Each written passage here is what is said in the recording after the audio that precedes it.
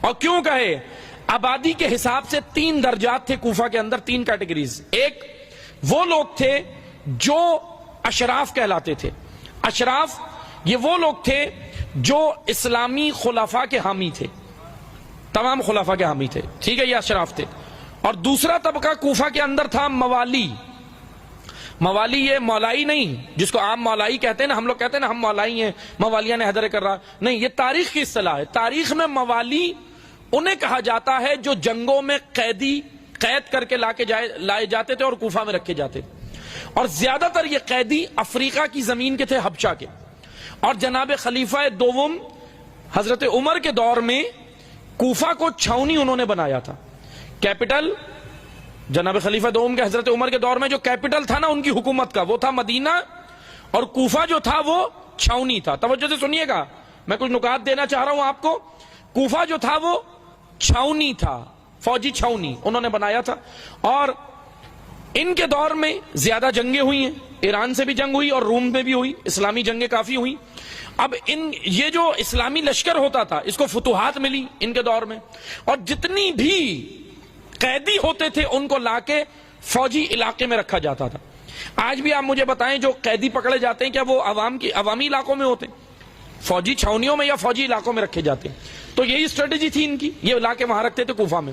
اور ان قیدیوں کو، جنگوں کے قیدیوں کو، ان کی نہ تربیت تھی ان قیدیوں کی، ان کے پاس نہ تعلیم تھی، بالکل یہ کہہ لیں کہ یہ اس قسم کے تھے کہ ان کو کسی بھی لشکر کے سامنے لڑوا دو، بس یہ جنگجو ٹائپ کے لوگ تھے، جنگجو۔ یہ نہ سوچتے تھے، نہ عقل تھی، نہ کچھ تھی۔ ان کو کوفہ میں رکھا گیا تھا، یہ دوسری کیٹیگری تھی آبادی کے حساب سے۔ اور ان کو کہا جاتا تھا موالی، اصطلاح تاریخ میں، ٹرمز میں ان کو موالی کہا جاتا تھا، مولائیوں کو نہیں کہا جاتا تھا، قیدیوں کو کہا جاتا تھا۔ اور تیسرا طبقہ تھا شیعہ۔ لیکن غور سے سنیے گا، میں کچھ نکات دینا چاہ رہا ہوں۔ شیعہ کے اندر بھی 3 شیعہ تھے، 3 کیٹیگریز۔ شیعہ کے اندر بھی 3 کیٹیگریز تھیں کوفہ میں۔ تاریخ اٹھا کر پڑھیں تو آپ کو پتا چلے گا اس وقت جو شیعہ کا لفظ استعمال کیا جاتا تھا فرقوں کے اعتبار سے نہیں کیا جاتا تھا، جیسے آج فرقوں کے اعتبار سے ہوتا ہے کہ شیعہ، سنی، بریلوی، دیوبند، اہل حدیث، فرقے ہیں نا ابھی تو۔ اس وقت فرقوں کی وجہ سے شیعہ کا لفظ یوز نہیں ہوتا تھا۔ ہسٹری میں یہ ہے کہ اس وقت جو شیعہ کا لفظ استعمال ہوتا تھا وہ فالوورز کی وجہ سے ہوتا تھا۔ مثلا میں اگر کسی کا فالوور ہوں تو مجھے اس کے نام سے شیعہ پکارا جاتا تھا۔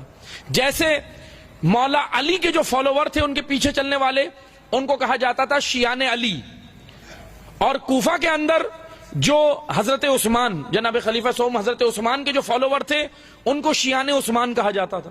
اور کوفہ کے اندر جو امیر شام کے فالوور تھے انہیں شیعان امیر شام کہا جاتا تھا۔ اب یہ میں توجہ سے سنیے گا، ہم نے تاریخ میں تو یہ جملہ پڑھ لیا کہ کوفہ کے شیعہ حسین کو قتل کرنے آئے، لیکن دیکھو ان تینوں میں سے وہ کون سے تھے۔ یہ میں نے مختصر سی ڈیٹیل آپ کو بتائی ہے۔ شیعان علی، شیعان عثمان، شیعان امیر شام، یہ تینوں جملے شیعہ کے لیے یوز ہوتے تھے، فرقوں کے لیے تھوڑی یوز ہوتے تھے۔ اب ہسٹری میں ذرا تجزیے کی ضرورت ہے اور تاریخ میں غور و فکر کرنے کی ضرورت ہے۔ سنی سنائی باتوں پہ ہمیں ایک دوسرے کی عمل نہیں کرنا چاہیے، سوچنا چاہیے کہ وہ لوگ کون تھے۔